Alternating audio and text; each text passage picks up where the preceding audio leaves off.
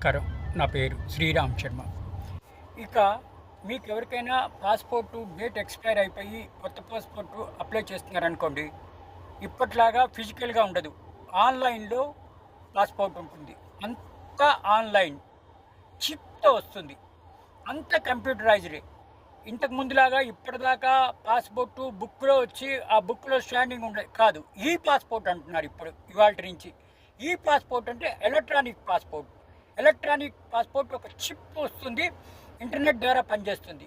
కాబట్టి దయచేసి మీరు పాస్పోర్ట్ ఎక్స్పైర్ అయిపోతే ఈ పాస్పోర్ట్ అప్లై చేసి తీసుకోండి. ఇప్పుడు సిస్టమ్ మారుతోంది, ఇంకా బుక్స్ రావు, అంతా ఈ పాస్పోర్టే అని చెప్పి మినిస్ట్రీ ఆఫ్ ఎక్స్టర్నల్ అఫైర్స్ ఈ విధంగా అంటోంది. కాబట్టి దయచేసి పాస్పోర్ట్ ఎక్స్పైర్ అయిపోతే వెంటనే ఈ పాస్పోర్ట్ అప్లై చేసుకోండి. ఇప్పుడు లేటెస్ట్ టెక్నాలజీ ఈ పాస్పోర్ట్ వస్తుంది, బుక్కులు ఉండవు, కేవలం చిప్లో వస్తుంది. అది అర్థం చేసుకుని మీరు తెచ్చుకోండి.